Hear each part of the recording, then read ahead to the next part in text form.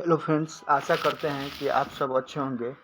ये chapter last है। इस चैप्टर में थोड़ा सा अधिक टॉपिक पढ़ना है, इसलिए थोड़ा वीडियो लंबा हो सकता है। और हम कहेंगे कि ये टॉपिक इतना इम्पोर्टेंस है कि यहाँ से कोई भी एग्ज़ाम में क्वेश्चन देखने को मिलेगा ही। इसीलिए आप लोग ज़रूर उसे ध्यान से देखिए, सुनिए, पढ़िए और नोट्स बनाइए। इसमें बहुत ही अच्छा नोट्स प्रोवाइड किया जाता है। चलिए दोस्त, देखते हैं कि इस चैप्टर में हमें क्या क्या पढ़ना है। इस चैप्टर में हमें महरौली के लोह स्तंभ के बारे में पढ़ना है। स्तूप में अमरावती स्तूप, सांची स्तूप के बारे में देखेंगे। फिर मंदिर निर्माण कहाँ से शुरू हुआ उसके बारे में देखेंगे। चित्रकला के बारे में देखेंगे। फिर पुराण के बारे में देखेंगे। 2 संस्कृत महाकाव्य के बारे में चर्चा होगी और तमिल भाषा में जो महाकाव्य की रचना हुई है उसके बारे में भी हम लोग देखेंगे। कालिदास के रचना के बारे में भी देखेंगे। फिर आयुर्वेद के 2 प्रसिद्ध चिकित्सक के बारे में भी देखेंगे और लास्ट में देखेंगे कि कागज़ का आविष्कार कहाँ और किसने किया और भारत में कागज़ का प्रयोग कब से शुरू हुआ। तो ये चीज़ देखते हैं कि धातु विज्ञान, हमारे प्राचीन भारतीय धातु वैज्ञानिकों ने विश्व धातु विज्ञान के क्षेत्र में प्रमुख योगदान दिया है। क्योंकि हम लोग जानते हैं हड़प्पावासी कुशल शिल्पी थे और उन्हें तांबे के धातु कर्म की जानकारी थी। उन्हें तांबे और टीन को मिलाकर कांसा भी बनाया था। जहां हड़प्पावासी कांस्य युग से जुड़े थे, वहीं उत्तराधिकारी लोह युग से संबंध था। लोहा की खोज हमें उत्तर वैदिक काल में देखने को मिलता है। भारत अत्यंत विकसित किस्म के लोहे का निर्माण करता था। खोटा लोहा, पिटवा लोहा और ढलुआ लोहा, 3 लोहा का बनाता था। अब लोह स्तंभ के बारे में देखते हैं। यह लोह स्तंभ सम्राट चंद्रगुप्त द्वितीय के काल में निर्माण हुआ है और इस स्तंभ में वर्णित राजा चंद्र को चंद्रगुप्त द्वितीय से जोड़ा गया है। इसमें एक शब्द है चंद्र, जो चंद्रगुप्त द्वितीय से जोड़ा गया है। इसकी ऊंचाई 7.2 मीटर है और वजन 3 टन से ज़्यादा है।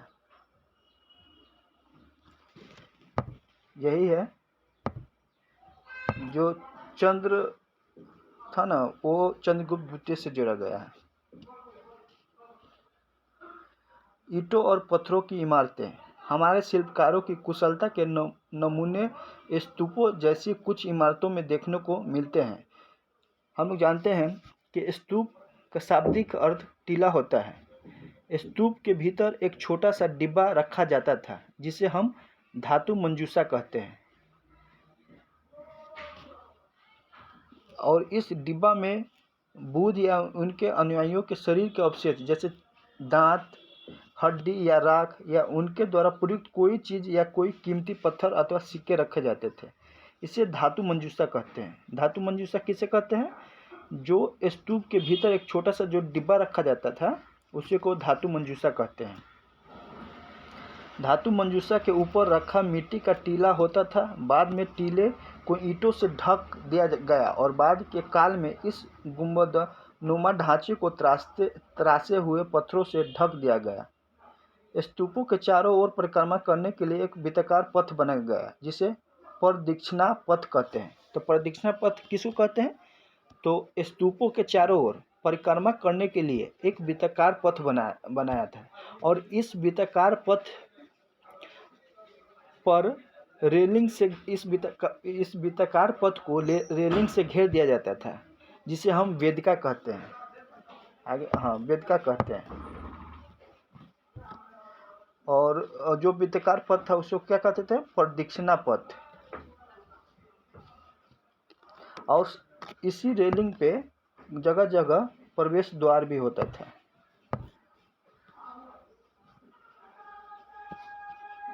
अब चलिए देखते हैं अमरावती स्तूप। अमरावती के बारे में जानते हैं कि इसका निर्माण सातवाहन के काल में हुआ था। कब हुआ था? सातवाहन वंश। अमरावती में बौद्ध स्तूप की खोज 1797 में कॉलिन मैकेंजी ने किया था। अमरावती स्तूप का खोज कौन कौन किया? Colin McKenzie. और कब हुआ? 1797 में। इसका निर्माण सफ़ेद पत्थरों से किया गया था। इसमें सबसे आकर्षक चित्र क्या है? मतवाली हाथी को नियंत्रण करते हुए बुद्ध को दिखाया गया है।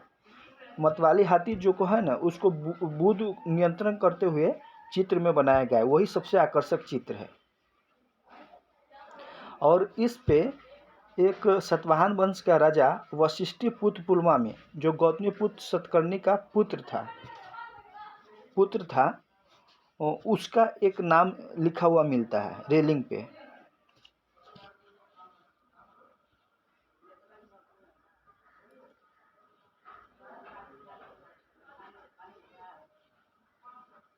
अब इस काल में कुछ आरंभिक हिंदू मंदिरों का भी निर्माण किया गया है। और सांची का महान स्तूप के बारे में थोड़ा सा देखते हैं। सांची का महान स्तूप अशोक ने 3री शताब्दी ईस्वी में बनवाया था। सांची का स्तूप कौन बनाया था? अशोक ने। और मंदिर निर्माण का कला की शुरुआत जो है ना, सबसे पहले गुप्त काल से प्रारंभ होता है। अब मंदिर में जो मंडप होता है वो सभागार होता है, जहाँ पे लोग इकट्ठा होते हैं। इसके गर्भगृह किसको बोलते हैं? जहाँ देवी देवता की मूर्ति को रखा जाता है, उसे गर्भगृह कहते हैं। ये पवित्र स्थल होता है, ये पवित्र स्थान होता है।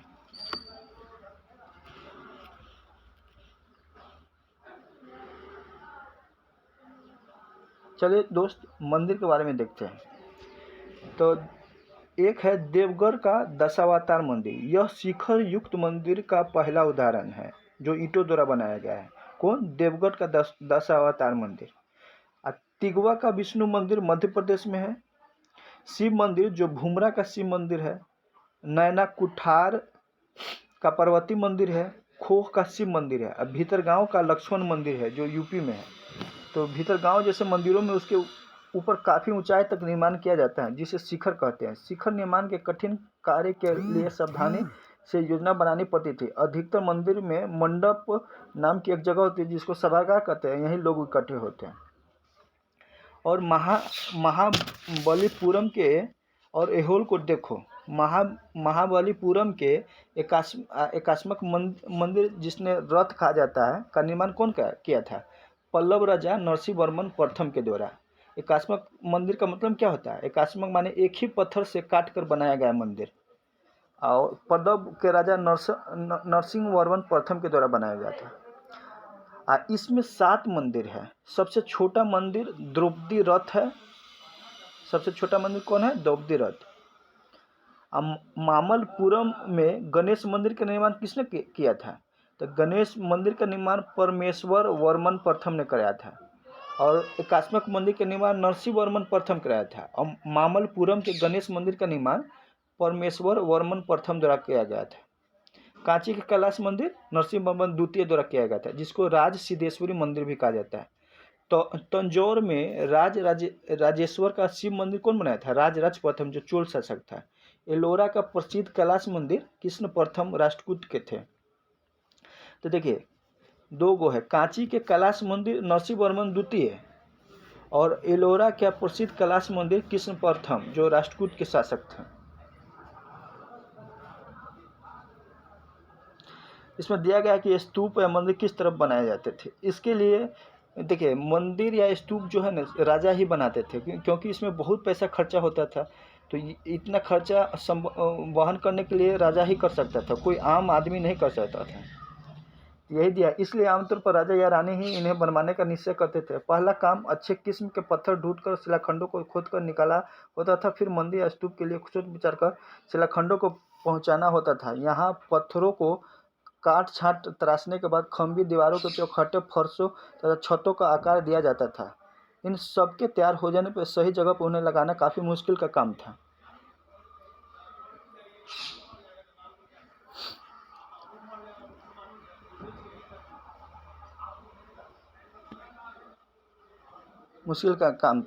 इस तरह शानदार ढांचों का निर्माण करने वाले शिल्पकारों को सारा खर्च संभवतः राजा रानी ही देते थे।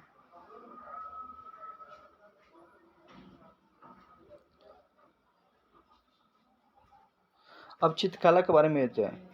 चित्रकला के बारे में हम कैसे जानकारी मिलती है? तो गुफाओं से प्राप्त चित्रकला, जैसे गुफाओं में चित्र बना हुआ था, उसी से हमें चित्रकला की प्राप्ति होती है।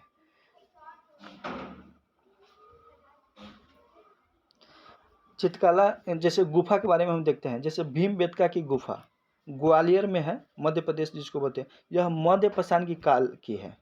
अजंता की गुफा, बाघ की गुफा, एलोरा की गुफा, एलिफेंटा की गुफा, इस सब के बारे में हम आगे लिखे हुए हैं, आप लोग नोट्स बनाइएगा तो देख लीजिएगा।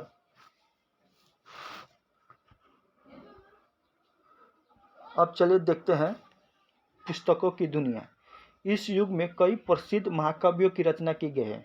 उन उत्कृष्ट रचनाओं में स्त्री पुरुषों की वीर गाथाएं तथा देवी देवताओं से जुड़ी कथाएं थी। करीब 1800 साल पहले एक प्रसिद्ध तमिल महाकाव्य शिल्पाधिकारम की रचना इलांगो नामक कवि ने किया था। शिल्पाधिकारम की रचना किसने किया था? इलागो आदिगल नाम है उसका पूरा। इसमें क्या है? निपुर की कहानी है। निपुर किसको बोलते हैं? आभूषण को। तो इसमें क्या है? इसमें निपुर की कहानी है। इसमें कोवलन नाम के एक व्यापारी की कहानी है। तो कोवलन जो है फुहार में रहता था और उसके पत्नी के नाम थी कनगी, और जिससे वो प्रेम करता था उसका नाम था माधवी। तो क्या होता है, कनगी और कोवलन दोनों छोड़कर माने निपुर को छोड़कर मदुरई चला जाता है। और वहाँ के राजा पांड्य राजा दरबारी जौहरी ने कोवलन पर चोरी का झूठा आरोप लगाया है, जिस पर राजा उसे प्राण दंड दे जाता है। कनगी जो अभी भी उसे प्रेम करती थी, इस अन्याय के कारण दुख और रोष से भर गए, उसे मदुरई शहर का विनाश कर डाला। वही निपुर की, जैसे जो आभूषण था ना, उसके चुराने की कहानी है, निपुर की कहानी है। जो कोवलन था और उसकी पत्नी का नाम क्या था? कनगी, और वो किससे प्रेम करता था? माधवी से।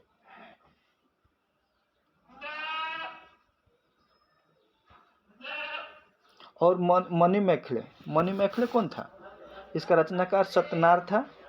कोवलन और माधवी की बेटी की कहानी है मणिमेखले में किसकी कहानी है?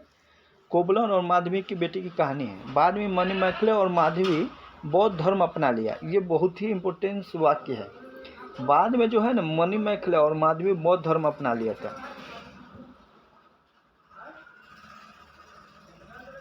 कालिदास के बारे में देखते हैं। कालिदास संस्कृत में लिखते थे। कालिदास ने 2 महाकाव्य लिखे हैं। 2 महाकाव्य कौन है? रघुवंशम और कुमार संभव। रघुवंशम में 19 सर्ग है। रघुवंशम में क्या चीज़ की चर्चा है? राम के पूर्वजों का वर्णन है तथा गुणगान है। और कुमार संभव में 17 सर्ग है। इसमें है प्राकृतिक चित्रण और तथा कार्तिकेय की वर्णन है। और 3 नाटक है। विक्रमोर्वशीय, मालविका अग्निमित्रम, अभिज्ञान शकुंतलम। अभिज्ञान शकुंतलम में 7 अंकों का नाटक है, जो हम पहले ही देख चुके हैं। 2 खंड काव्य हैं। 2 खंड काव्य कौन है? मेघदूत और ऋतु संहार। मेघदूत में जो है ना, विरह की उत्कृष्ट रचना है। इसमें देखते हैं कि इनकी सबसे प्रसिद्ध रचना मेघदूत से एक अंश दिया गया है। यहाँ एक विरही प्रेमी बरसात को, बादल को अपना संदेशवाहक बनाने की कल्पना करते हैं। अब चलिए देखते हैं पुरानी कहानियों का संकलन और संरक्षण। हिंदू धर्म से जुड़ी कई कहानियां जो बहुत ही पहले प्रचलित थी, इसी काल को लिखी गई है। इनमें पुराण भी शामिल है। पुराण का शाब्दिक अर्थ होता है प्राचीन आख्यान। इसकी रचयिता कौन है? लोमहर्ष अथवा उनके पुत्र उग्रश्रावा है। पुराणों की संख्या कितनी है? 18। सबसे प्राचीन पुराण कौन है? मत्स्य पुराण। और सबसे नवीन पुराण कौन है? लिंग पुराण। पुराणों में विष्णु, शिव, दुर्गा या पार्वती जैसे देवी देवताओं से की जुड़ी कहानी है, और ये सरल संस्कृत श्लोक में लिखे गए हैं, जिससे सब उन्हें सुन और समझ सकते हैं। स्त्रियां और शूद्र जिन्हें वेद पढ़ने की अनुमति नहीं थी, वे भी इसे सुन सकते थे। स्त्री और शूद्र को वेद पढ़ने की अनुमति नहीं थी। पुराणों का पाठ पुजारी मंदिरों में किया जाता था, जो लोग सुनने आते थे। 2 संस्कृत महाकाव्य भारत और रामायण लंबे अरसे से लोकप्रिय रहे। रामायण क्या है? रामायण की कथा कौशल के राजकुमार राम के बारे में है। इसका लेखक कौन है? वाल्मीकि। और 7 कांडों में संकलित किया गया है। यह घटना कब का है? 1350 बीसी के। और महाभारत कौरवों और पांडवों के बीच युद्ध की कहानी है। इस युद्ध का उद्देश्य क्या है? पुरु वंश की राजधानी हस्तिनापुर की गद्दी प्राप्त करना।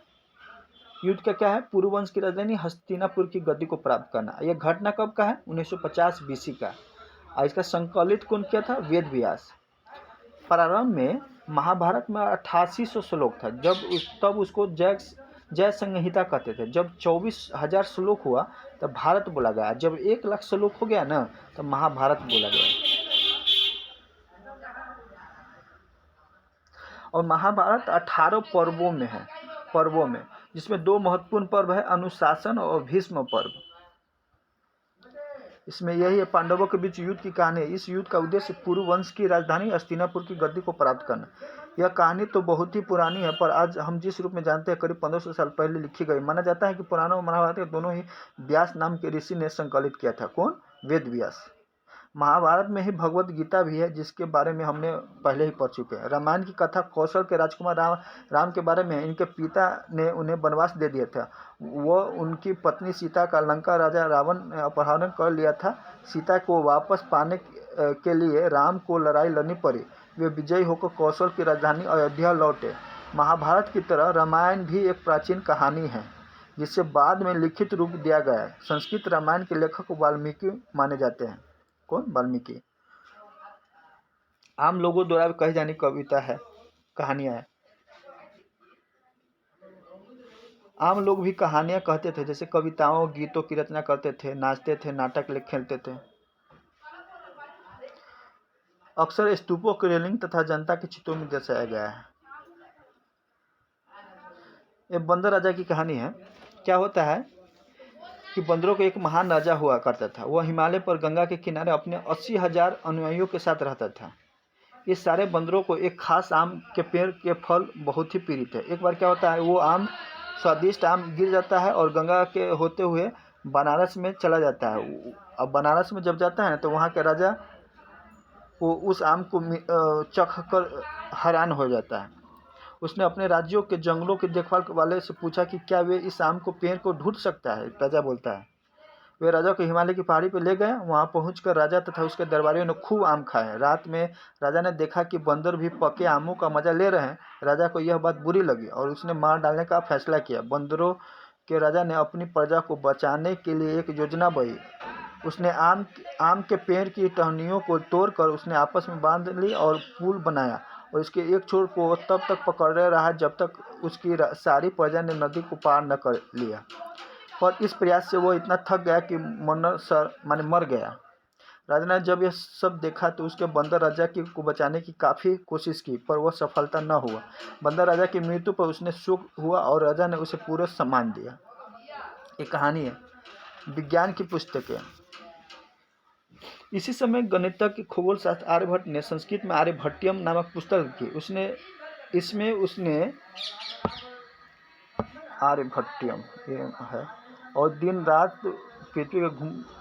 और रात पृथ्वी अपने धुरी पर चक्कर काटने की वजह से होता है, ये बताया था। जबकि लगता है सूर्य स्थिर है। उन्होंने क्या होता है, वृत्त के क्षेत्रफल निकालने के लिए पाई का भी आविष्कार किया था। ब्राह्मीर हो गया, ब्रह्मगुप्त होगा, भास्कराचार्य, सब गणित और खगोल विज्ञान थे। खोजने के बारे में पता लगाएं। क्या है? आयुर्वेद चिकित्सा विज्ञान के एक विख्यात पद्धति है जो प्राचीन भारत में विकसित हुई। प्राचीन भारत में आयुर्वेद के 2 प्रसिद्ध चिकित्सक थे। कौन? चरक और सुश्रुत। चरक को चरक संहिता लिखा और सुश्रुत शैल चिकित्सा के विधियों को विस्तृत वर्णन किया है सुश्रुत संहिता में। ये दोनों याद रखिएगा। और देखिए, इसमें देखते हैं कागज का आविष्कार कब हुआ था। तो कागज का आविष्कार 1900 साल पहले काइलून ने किया था। अब भारत में कब आया? तो यह भारत में 13वीं शताब्दी में आया। यह क्वेश्चन बीपीएससी में पूछा है कि भारत में कागज का यह क्वेश्चन पूछा था कि भारत में कागज कब आया था। कब? 13वीं शताब्दी में। शताब्दी किसके द्वारा आया था? तो अरबों के द्वारा आया था।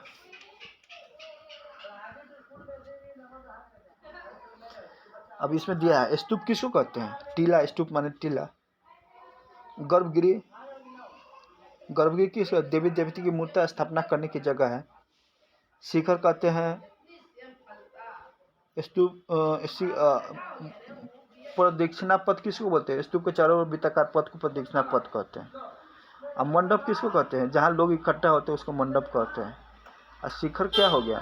जो बच गया सो शिखर हो गया। गर्भगृह के ऊपर लंबाई में निर्माण, उसे शिखर कहते हैं।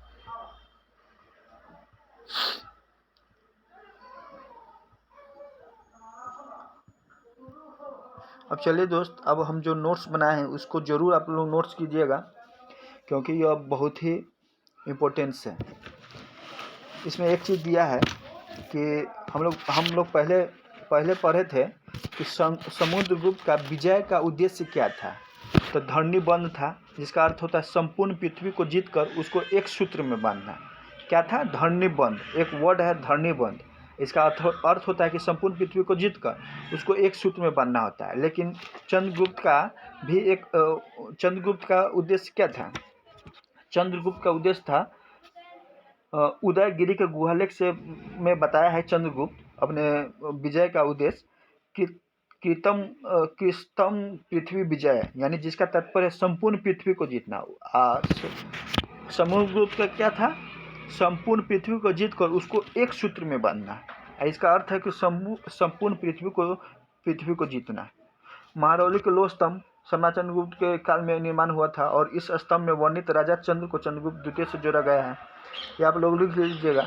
सर्वाधिक अभिलेख किसके काल में मिला है? तो सर्वाधिक अभिलेख कुमार गुप्त के ही पाए जाते हैं, जिसका संख्या 18 है। ये बहुत ही इंपॉर्टेंट है। मंदसौर अभिलेख में क्या एक रेशम बुनकर की चर्चा की गई है। किसका? रेशम बुनकर। किस अभिलेख में? मंदसौर अभिलेख में। इसलिए याद रखिएगा। इसका लेखक कौन था? वत्स भट्टी। इसी अभिलेख में कुमारगुप्त प्रथम के राज्यपाल का नाम भी है, बंधु वर्मा। स्तूप का अर्थ होता है टीला। स्तूप के भीतर एक छोटा सा डिब्बा रखा गया है जिसे धातु मंजूषा कहते हैं।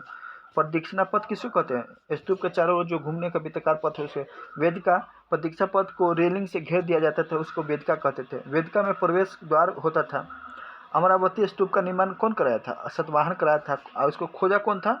बौद्ध स्तूप को अमरावती में 1797 में कॉलिन मैकेंजी ने खोदा। इसका निर्माण सफ़ेद पत्थरों से किया गया था। आकर्षक चित्र क्या था इसमें? मतवाले हाथों को नियंत्रण करते हुए बुद्ध को दिखाया गया है। वशिष्ठी पुत्रप्रमामी इसी स्तूप के रेलिंग पर लिखा हुआ है। मात्र एक ही राजा का, सतवाहन का। सांची का महान स्तूप कौन बनाया था? अशोक, 3री शताब्दी में। मंदिर निर्माण की कला शुरुआत कब हुआ था? गुप्त काल से प्रारंभ होता है। उससे पहले मंदिर निर्माण की कला नहीं था। मंडप किसको होता है? सभाकार जहाँ इकट्ठा होते थे। देवगढ़ का ये सब मंदिर है जो आप लोग याद रखिएगा। महाबलीपुरम के एकात्मक मंदिर कौन बनाया? नरसिंहवर्मन प्रथम द्वारा। रथ मंदिर की संख्या कितने थी? 7, और सबसे छोटी मंदिर द्रौपदी रथ था। मामल्लपुरम के गणेश मंदिर का निर्माण परमेश्वर वर्मन प्रथम। ये आप लोग याद रखिएगा कि ऊपर वाला पूछ चुका है, ये नहीं पूछा है, कभी पूछ सकता है। गणेश मंदिर का निर्माण मामल्लपुरम में कौन कराया था? परमेश्वर वर्मन प्रथम, और पल्लव राजा था। कांची का कैलाश मंदिर नरसिंहवर्मन द्वितीय। राज सिद्धेश्वर मंदिर जिसको कहते हैं, राजेश्वर मंदिर राजराज प्रथम चोल राजा था। एलोरा का प्रसिद्ध कैलाश मंदिर कृष्ण प्रथम जो राष्ट्रकूट था। एलोरा का और कांची का ये नरसिंहवर्मन द्वितीय है, एक कृष्ण प्रथम है। चित्रकला गुफाओं में ही प्राप्त हुआ था उस समय का। भीमबेटका गुफा, ये मध्य पाषाण की गुफा है। अजंता की गुफा, ये 2 BC से 7 AD में बना। इसमें गुफा की संख्या कितना है? 29 है। अजंता की गुफा में गुफा की संख्या 29 है। 9 और 10 सबसे प्राचीन है, जिसको शुंग राजा ने बनाया था। और 1 और 2 सबसे नवीन है, जिसको चालुक्य शासक ने बनाया था। और 16-17 को निर्माण गुप्त शासक, यानी देख लीजिए शुंग, चालुक्य और शासक गुप्त तीनों बनाया है। और 17 गुफों को चित्रशाला कहा गया है। इसका विषय क्या था? बौद्ध धर्म। बाकी गुफा, इसमें 9 गुफा है, इसका भी विषय बौद्ध धर्म था। गुफा नंबर 5 को रंगशाला कहा गया है। इसलिए आप धीरे धीरे वीडियो को रोक कर नोट्स जरूर बनाइएगा। एलोरा की गुफा महाराष्ट्र औरंगाबाद में है। राष्ट्रकूट वंश बनाया था। मुख्य विषय क्या था? हिंदू, जैन और बौद्ध तीनों धर्म का था एलोरा का। एलिफेंटा का गुफा विषय सब धर्म था। राष्ट्रकूट के द्वारा ही बनाया गया था। अब पुराण किसको का आज क्या है? प्राचीन व्याख्या, उसकी संख्या 8 है। मत्स्य पुराण सबसे प्राचीन है। लिंग पुराण सबसे नवीन है। इसमें होता है ना, वायु पुराण किसके काल का है? तो गुप्त काल का है। पुराणों में विष्णु, शिव, दुर्गा या पार्वती जैसी देवी देवताओं से जुड़ी 2 संस्कृत महाकाव्य की रचना है, जो रामायण है, हम लोग देखे हैं, महाभारत है। इसमें 88 श्लोक था। जय संहिता कहते थे। 24 श्लोक महाभारत कहलाता था। 1 लाख जब हो भारत कहलाता था, जब 1 लाख हो गया तब महाभारत कहा। इसमें 18 पर्वों का उल्लेख है, जिसमें 2 महत्वपूर्ण है, अनुशासन और भीष्म पर्व। तमिल भाषा में 5 महाकाव्यों की रचना हुई। तमिल भाषा में 5 महाकाव्यों की रचना हुई। शिल्पादिकारम, मणिमेखले और 3 ही अभी बचा हुआ है। ये सब हम बताएं, आप लोग देख के नोट्स कर लीजिएगा। चलिए दोस्त, अब हम देखते हैं नेक्स्ट वीडियो में। इसका नोट्स ज़रूर बनाइएगा। लास्ट समय में जब पूरा ख़त्म हो जाएगा तो एग्ज़ाम से कम टाइम, एग्ज़ाम के समय बहुत ही फास्ट रिवीजन होगा, जो आपको एग्ज़ाम के लिए बहुत ही इम्पोर्टेंस होगा। और हमसे जुड़िए, हम ये वादा करते हैं कि आपको एग्ज़ाम में इसका बेनिफिट देखने को मिलेगा। थैंक यू दोस्त। अब चलिए देखते हैं क्लास 7 का स्टार्ट करेंगे।